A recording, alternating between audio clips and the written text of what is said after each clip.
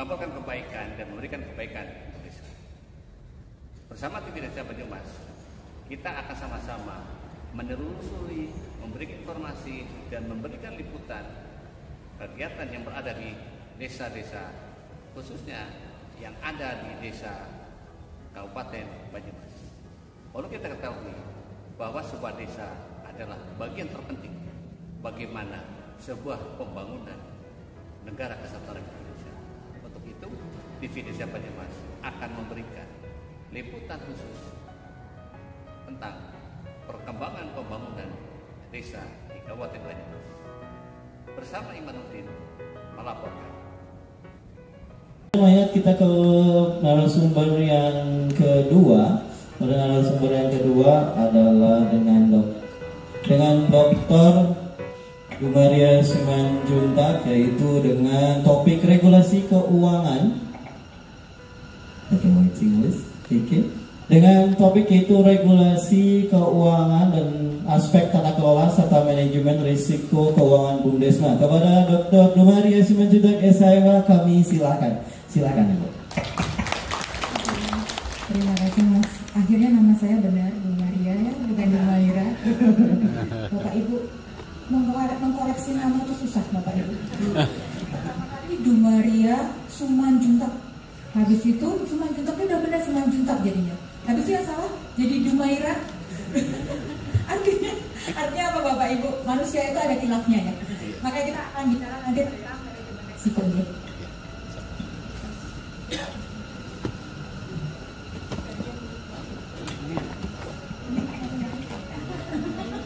Kali lebih merdu kayaknya kan, bukan karena suara saya merdu ya Bapak Ibu, ini karena mic-nya ya.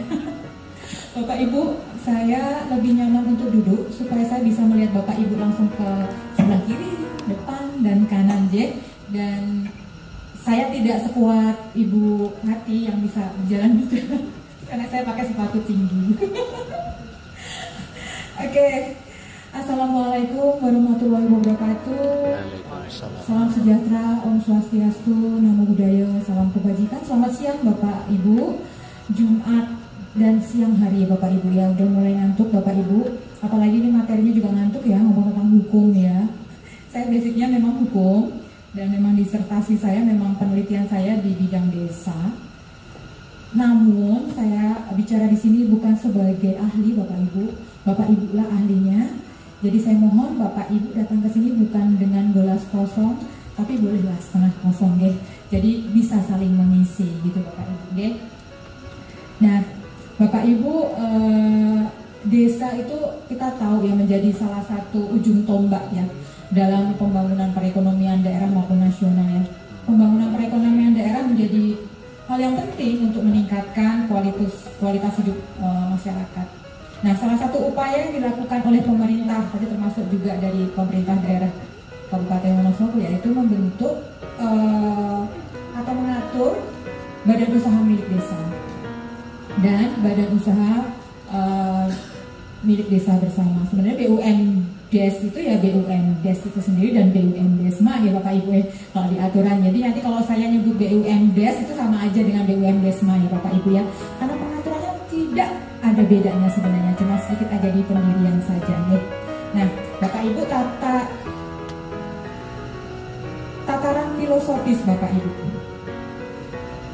Kita mempertanyakan sebenarnya, mengapa sih perlu BUMDes dan kenapa harus BUMDes gitu ya Bapak Ibu ya. Lahirnya Undang-Undang Desa Bapak Ibu adalah sebuah pengakuan bagi saya ya dari negara, pengakuan atas apa? Filosofinya ditangkap dulu Bapak Ibu nih, kita semua harus menangkap bahwa itu adalah pengakuan terhadap otonomi desa dan sebagai, kalau saya menyebutnya, penciptaan sebuah instrumen kesejahteraan masyarakat. Jadi peran Bapak Ibu ini yang mengelola BUMDes ini sebagai instrumen kesejahteraan masyarakat gitu. Jadi berat Bapak Ibu sebagai pengelola BUMDes ya. Ya. Sesuai dengan amanat Undang-Undang Desa dan PP ya 11/2021, maka desa itu punya peluang besar untuk meningkatkan pengembangan ekonomi masyarakat perdesaan yang stigmanya itu miskin gitu Bapak Ibu ya, itu stigma saja. Tapi banyak desa-desa yang kaya sebenarnya, cuman tidak sombong gitu ya. Nah, dalam peraturan pemerintah 11 2021 tentang BUMDes menjelaskan bahwa BUMDes tidak hanya mencari keuntungan Bapak Ibu nggak boleh cuma mikir bisnis doang gitu ya. Namun juga sebagai pelayan masyarakat. Susah loh Bapak Ibu, perusahaan mana tuh yang bisa benar-benar bisa adil ya. Seperti kalau umpamanya suami punya istri 2 gitu ya, gimana bisa adil gitu BUMDes ini ya. Satu mencari duit gitu ya, bisnis gitu ya. Satu lagi pengennya melayani masyarakat gitu ya. Jadi berat peran Bapak Ibu ini nantinya. Dan BUMDes itu dapat menjadi instrumen yang mengoptimalkan perannya sebagai lembaga ekonomi ya Bapak Ibu ya. Nah, Bapak Ibu terkait dengan langsung ya, karena pertama saya dikasih waktu untuk 40 menit. Nah kalau orang Batak yang Jawa ini, saya itu Jumaria Simanjuntak tapi nama saya Jumariah Bapak Ibu, versi Jogjanya, karena saya lahir di Jogja gitu ya. Dan ngomong saya itu udah nggak Batak banget, kecuali tegasnya ya Bapak Ibu. Udah dok gitu ya, nggak ada bah gitu, nggak ada. Macam mana kau nggak ada lagi ya Bapak Ibu. Nah ini dipercepat oleh Mas Moderator untuk 20 menit, saya jadi bingung gitu ya. Tapi yang nggak apa-apa, semoga tetap dapat Bapak Ibu tangkap ya, walaupun saya tahu Bapak Ibu sudah ngerti sekali ya. Saya tidak berharap banyak, tapi nggak apa-apa, nanti siapa tahu Bapak Ibu undang saya lagi ya melalui Pak Afif. Oke, ini undang-undang apa regulasinya Bapak Ibu ya. Ada undang-undang desa, ada PP, ada peraturan Menteri Dalam Negeri 20/2018. Kenapa ini disebut nanti kita ceritakan. Lalu keputusan Menteri Desa nomor 136 tahun 2022 tentang panduan penyusunan laporan keuangan dan Permendes nomor 3 tahun 2021. Ini rangkap semuanya di sini, makanya kalau kita ngeprint, saya coba ngeprint tadi banyak banget Bapak Ibu, jadi saya nggak bisa jadi ngeprint.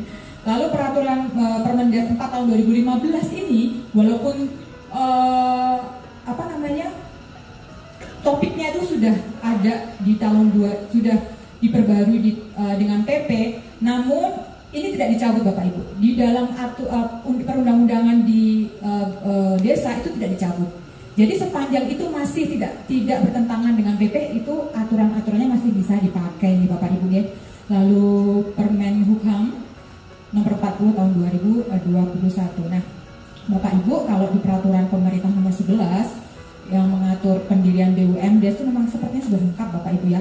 Ada anggaran dasar, ada ART gitu ya, ada organisasi pegawai, rencana program kerja, kepemilikan, modal aset, pinjaman, bahkan juga pengadaan barang jasa, kemudahan perpajakan retribusi gitu ya.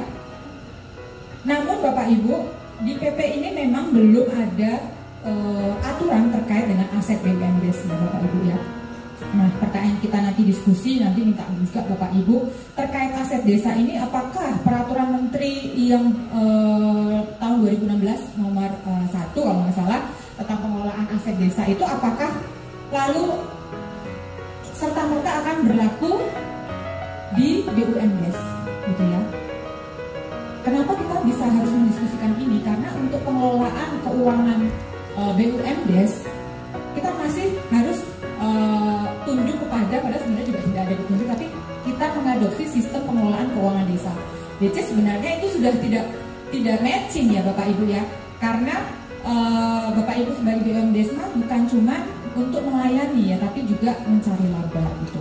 Nah, PP ini juga tidak mengatur bagaimana perpajakan BUMDes sebenarnya, walaupun ada satu pasal di dalam PP itu menyebutkan tentang pemerintah itu akan mempermudah perpajakan BUMDes, cuma memang pengaturan lebih lanjutnya memang tidak diperintahkan untuk diatur lebih lanjut. Nah, ini sebenarnya salah satu masukan untuk memperbaiki PP ini, Bapak Ibu mungkin nanti bisa ke Menteri Desa gitu ya, Pak kami butuh aturan-aturan ini ya, karena bicara tentang akuntabilitas nantinya Bapak Ibu itu pasti ngomongin tentang lengkapnya peraturan maupun SOP yang terkait dengan BUMDes gitu ya.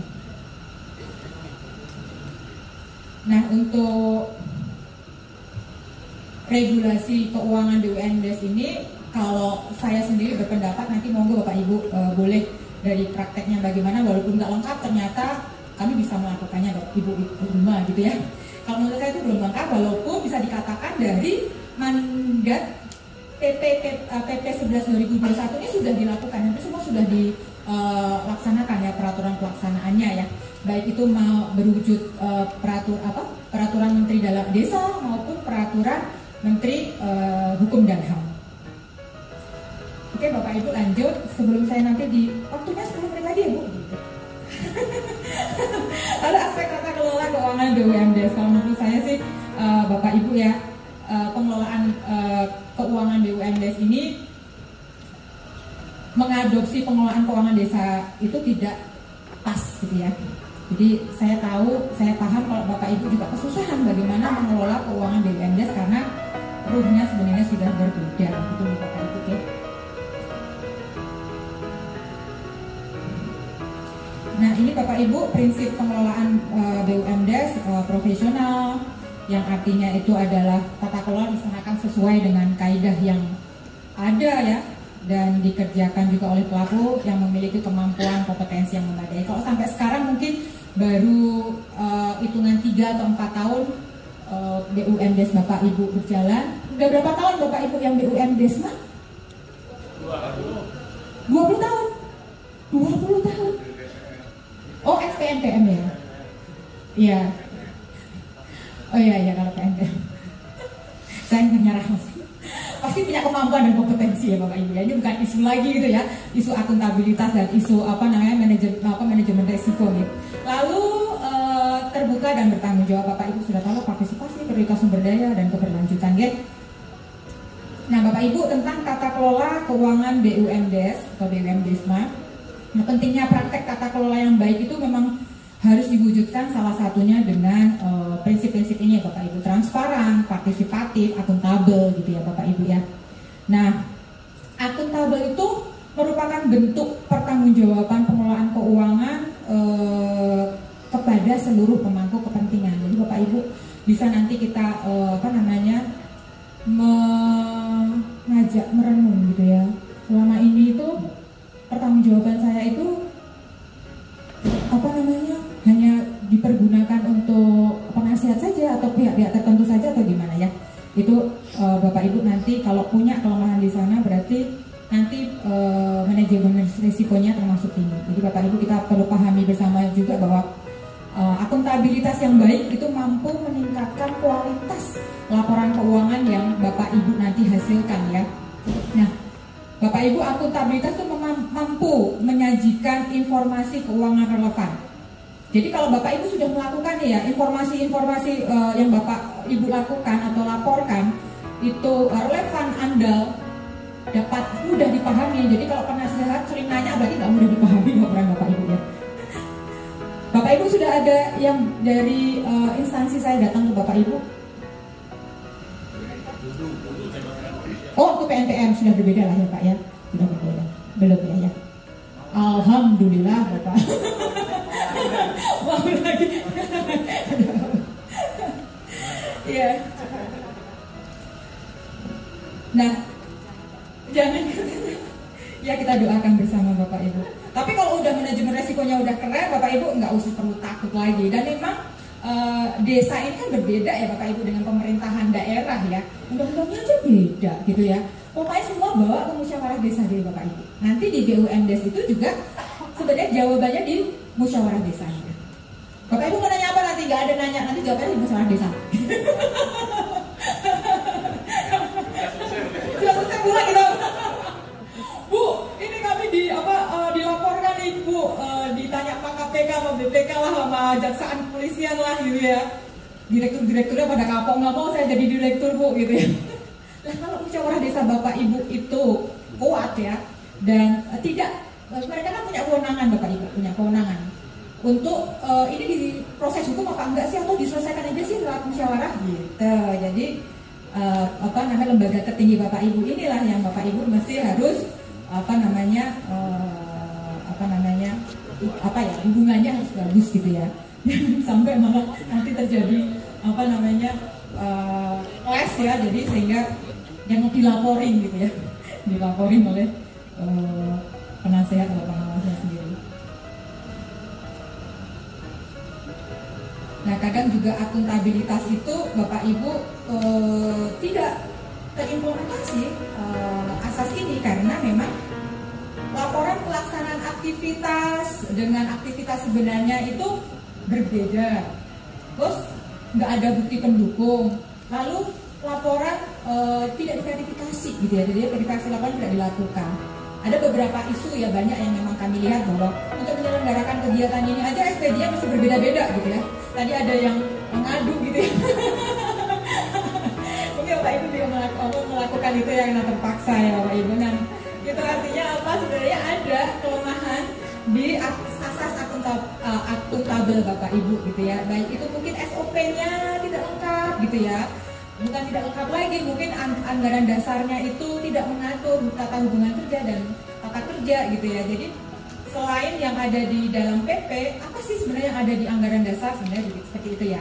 Ada yang berpendapat mungkin, Bu kalau diatur nanti malah kami terjerat sendiri. Kalau nggak diatur kan enak Bu, besok perbaikannya BPK cuma besok bikin SOP gitu ya. celah hukum, celah hukum. Wah ini udah selesai beneran nih. Aku udah tahu selesai nih. Belum ngomong manajemen Meksiko nih.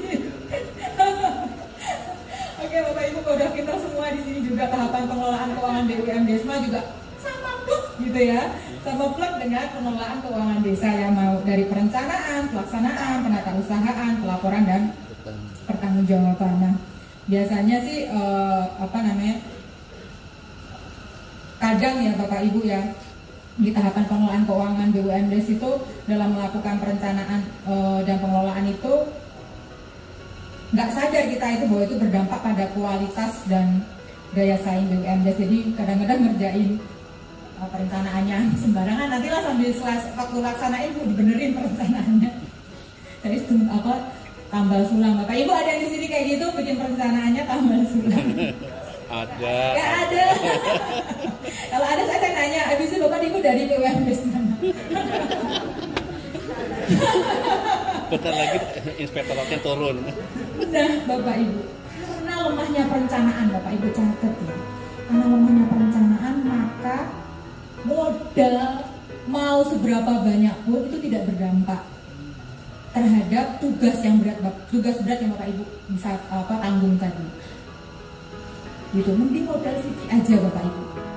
Tapi perencanaannya benar-benar dibikinin, benar-benar dilengkapi Bapak Ibu ya. Baik, itu ada perencanaan jangka panjang maupun jangka pendek nih Bapak Ibu. Nah, ini sedikit saya bagaimana merencanakan dan mengelola keuangan BUMN Desma. Ini Bapak Ibu prakteknya di Bapak Ibu semua gitu ya. Kalau kami di sini karena akademisi juga ya, jadi memang di tahap pertama bisa dimulai dari memproyeksikan biaya, tapi juga bisa kalau memang baru pertama kali adalah menghitung aset awal dulu. Ya, saya tuh nggak bisa lihat di sana. Udah tua ya, Ben. Ibu bisa lihat di sini. Saya tuh agak belagu gitu. Saya juga nggak bisa lihat Bapak Ibu di sini yang saya lihat itu semua ganteng, semua cantik, semua seger gitu Bapak Ibu, semua muda-muda nih. Udah di mana ya? Bisa melihatnya bagus semua. Ini makanya kacamata udah bukan auditor lagi karena semuanya bagus. Kalau kacamata auditor yang dicari kacamata yang jelek-jelek gitu ya Bapak Ibu. Iya iyalah Bu, kami nggak ada kinerjanya, nggak bisa menemukan ada yang keliru ya Bapak Ibu. Tadi kacamatanya saya udah positif terus gitu. Nah Bapak Ibu, yang pertama mungkin dari memulai dari perhitungan aset awal itu ya, sebelah kiri saya atau kanan saya itu Bapak Ibu yang warna biru gitu ya. Nah dari posisi ini bagaimana bisa ditingkatkan gitu ya. Nah setelah itu menentukan kegiatan usahanya Bapak Ibu. Jika sudah berjalan maka memang perlu dievaluasi Bapak Ibu. Kalau sudah mobil itu jalan, jangan terus tidak dicek kesehatannya gitu ya, harus dievaluasi dan kalau memang ada sesuatu yang lemah gitu diperbaiki kembali. Lalu selanjutnya memprediksi biaya yang akan keluar, lalu memproyeksikan pendapatan sampai Bapak Ibu ketahui nominal sehingga dapat dibuat targetnya. Nah, proyeksikan juga biaya investasi Bapak Ibu, misalnya infrastruktur agar kegiatan usaha Bapak Ibu bisa maksimal, misal dengan beli mesin ya Bapak Ibu atau sewa alat. Nah setelah proyeksikan perubahan aset lalu bandingkan dengan aset awal, Bapak Ibu dapat angka peningkatan. Kita dapat angka peningkatan, mengambil kebijakan untuk perhitungan kebutuhan permodalan atau menentukan sumber permodalan. Bapak Ibu nggak perlu dulu kita cari modal sebanyak-banyaknya, gitu ya. Perencanaannya belum ada, tapi modalnya dulu, gitu ya. Minta penyertaan modal dari desa, kalau kurang, padahal belum ada perhitungannya Bapak Ibu. Minta lagi Bapak Ibu penambahannya ya, di proposal ya. Lalu minta juga pengajuan barang jasa atau pembangunan fisik dari desa, gitu ya. Oh semua diminta dulu, dikumpulin dulu, gitu ya.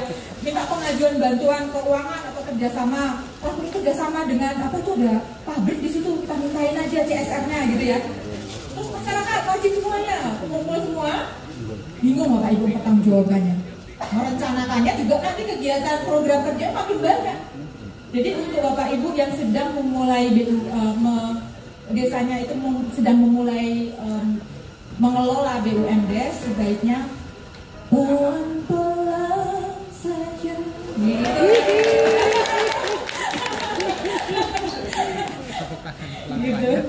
Ada apa Bu? Ada jawabnya? Boleh Bapak Ibu? Khasnya Batak tuh keluar. Nah Bapak Ibu, selanjutnya ini mensummary aja ya, kunci pengelolaan BUMDes itu ada di administrasi, manajemen, dan kepemimpinan Bapak Ibu. Karena area risikonya itu sebenarnya administrasi, di manajemen, di kepemimpinan. Di manajemen tahu nggak tugas pokok fungsinya, gitu. Di administrasi itu bagaimana tahu perencanaan. Pertama kali perencanaannya bagus, biasanya Bapak Ibu kalau perencanaannya bagus, ada di pelaksanaannya nggak bagus, itu gampang menyelesaikannya. Tapi kalau Bapak Ibu ngejar pelaksanaan, perencanaannya nggak bagus, peng-SPJ-an, penata usahanya Bapak Ibu nggak bagus, hanya akhirnya tuh kemarin SPJ-nya di mana ya, yang itu hilang ya. Kalau nggak hilang ya biasanya nggak dibikin sih Bapak Ibu. Terus nanti waktu ada pemeriksaan audit dari pengawas ya, kalau pengawas Bapak Ibu biasanya dari desa atau ada dari desa ya, dari masih aman. Masih aman. Nanti kalau nanti ke depannya modal Bapak tambah banyak dan diaudit, kemampuan pengawas atau skill dari pengawas itu harus dirubah, bukan orang desa lagi, harus independen atau apapun. Nah Bapak Ibu udah nggak bisa ewo-pekewo atau pendekatan itu tadi ngasih gula sama teh ya Bapak Ibu. Ngasihnya nanti yang lain. Jadi Bapak Ibu dan itu Bapak Ibu, waktu saya masih berapa lagi Mas? Bentar lagi ya, manajemen resiko BUMDes. Saya tuliskan di sini, manajemen resiko itu berfungsi menjaga BUMDes dari masalah. Artinya apa? Bapak Ibu jangan meremehkan manajemen resiko, karena ini akan menjaga bukan BUMDes tapi Bapak Ibu sendiri sebagai direktur, sebagai, kalau penasihat di sini nggak ada Bapak Ibu ya, nggak ada kepala desa kok ya di sini ya. Iya, ini panjang ceritanya Bu, menjaga BUMDes, menjaga direktur, menjaga keluarganya direktur ya kayaknya Bapak Ibu ya. Jadi jangan manajemen resiko ini menjaga Bapak Ibu nih. Lepas penjagaan ini Bapak Ibu, nah, bukan merdeka ya Bapak Ibu ya. Nah, apa tadi, karena bagaimanapun resiko itu memang tidak dapat dihindari Bapak Ibu ya. BUMDes atau BUMDes Bapak Ibu kecil atau besar, kalau PNPN pasti besar. Tadi Ibu Wati melihat saya, wah gede banget. Ini kayak perlu diaudit BPK nih. Kalau lihat uang besar, makanya Ibu Bapak Ibu BUMDes Bapak Ibu padahal nggak usah gede-gede, langsung ke PAD, langsung dikasih bagi hasil PAD ke desa aja, PMDesnya aja, PMDesnya aja.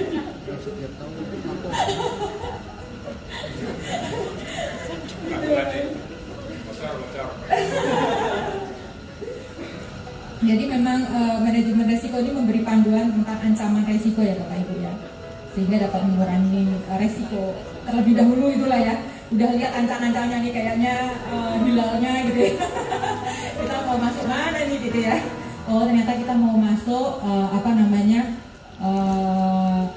kepada kebaikan atau mungkin itu tadi lah Bapak Ibu. Contohnya umpamanya kalau Bapak Ibu ternyata punya resiko di keuangan, nah ya nggak bisa dulu Bapak Ibu untuk mau investasi ya. Itu kalau saya lihat sih keuangannya berapa, lah kok mau investasi ya, itu udah ada apa di situ, langsung kecium. Oke Bapak Ibu, ini proses manajemen resiko keuangan BUMDes Mas, bentar lagi saya selesaikan aja. Udah mau gini-gini soalnya saya sudah melihat dari sini walaupun saya melihatnya ke sini gitu. dan layaknya sebagai perusahaan Bapak Ibu. Maka setiap BUMDes itu memiliki rancangan manajemen risiko itu wajib. Namun secara umum memang ada 5 langkah nih Bapak Ibu yang di depan ini.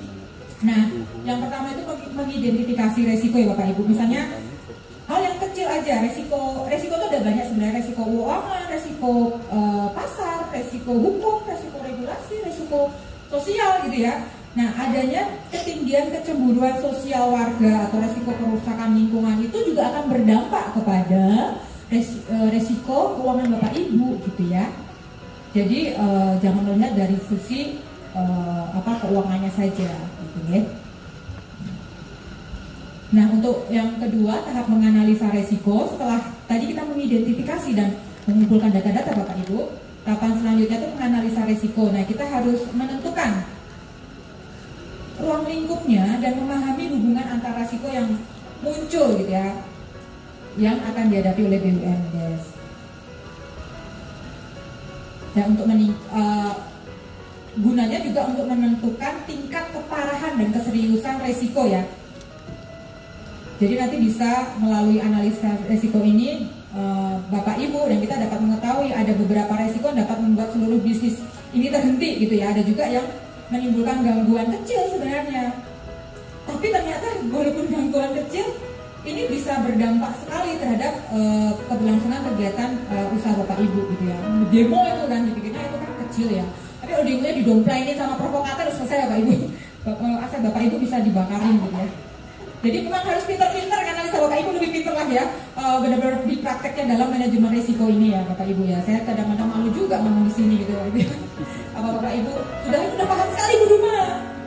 Udah Bu pulang Bu. Lalu menilai resiko Bapak Ibu. Ini menilai resiko itu untuk bobot ya. Tingkat resikonya setelah diidentifikasi dan dianalisa tadi, mulai dibobot mana yang tinggi, mana yang rendah. Dan memang manajemen resiko ini tingkat resikonya tinggi atau rendah memang tergantung yang disebut tadi ada nih Pak. Asal saya berhenti dulu. Nah ini resiko mana yang harus diminimalkan dan mana yang dihilangkan.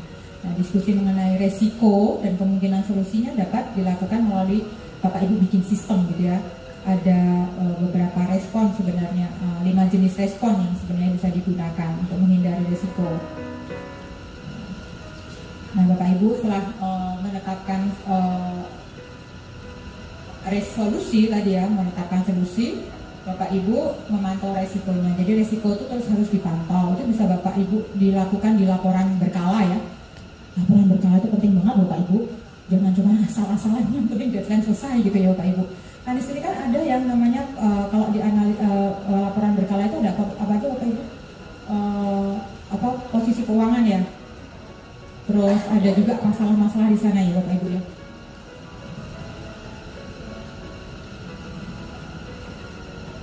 Nah ini tadi tentang resiko lingkungan, dan ini resiko lingkungan itu pasti akan menimbulkan resiko keuangan. Resiko operasional akan menimbulkan resiko keuangan. Resiko hukum juga akan menimbulkan resiko keuangan. Bukan keuangan BUMDes doang, tapi keuangan Bapak Ibu juga gitu ya sebagai direktur ya. Dan resiko regulasi atau regulasi pasar. Nah ini contoh jenis BUMDes Bapak Ibu sudah paham ya. Dan ini adalah strategi memilih usaha BUMDes.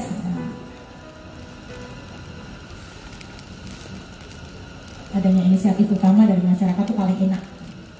Kalau masyarakat yang minta itu paling enak. Jadi Bapak Ibu, kalau ada warganya atau warganya lah, warga desanya itu yang nyinyir, yang anyong, tapi bisa ngomong sama Bapak Ibu, di-manage Bapak Ibu, ya, di-manage Bapak Ibu karena partisipatif ya, partisipasi masyarakat ini adalah andalan dari undang-undang desa sebenarnya. Selagi masyarakat desanya itu berbicara di musyawarah desa, itu menjadi keputusan desa gitu ya. Dan dalam memilih usaha BUMDes memang inisiatif utama dari masyarakat ini menjadi peringkat nomor 1 Bapak Ibu.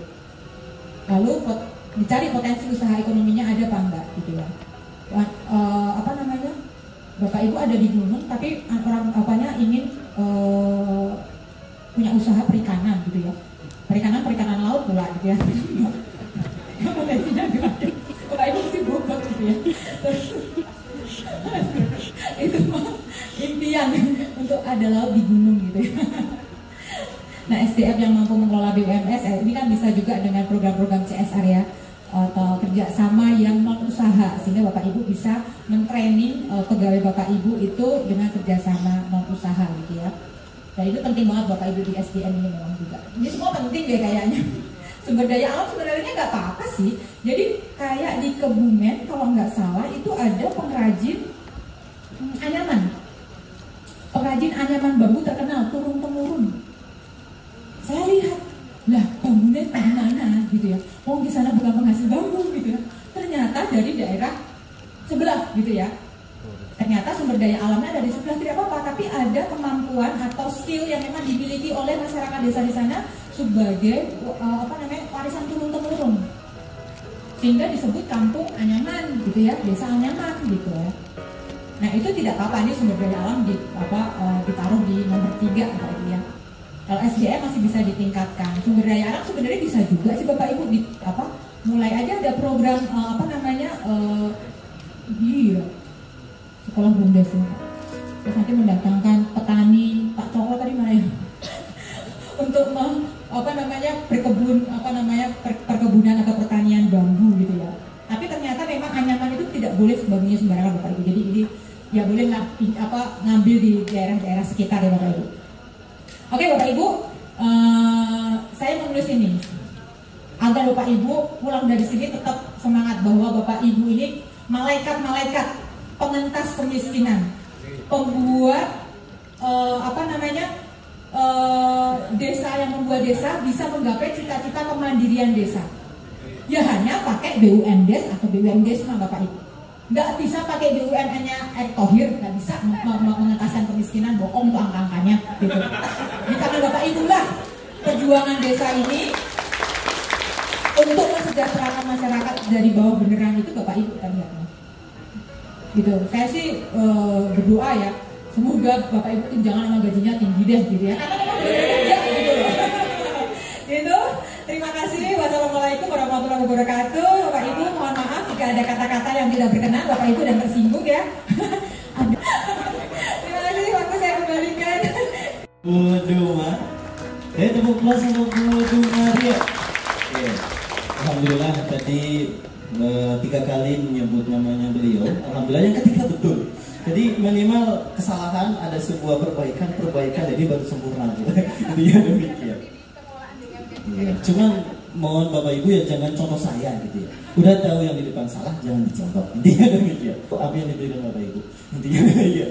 Oke, alhamdulillah. Jadi tadi saya sedikit paham terkait dengan bagaimana keuangan BUMDes. Kadang ada Bapak Ibu yang apalagi kalau udah bicara PADes tuh. PADes itu adalah hal yang paling seru nih Bapak Ibu. PADes yang paling seru kadang dirumuskan PADes dulu baru perencanaannya besok ke depan gimana itu akan nanti bisa ditanyakan dengan hal lebih detail dengan narasumber kami.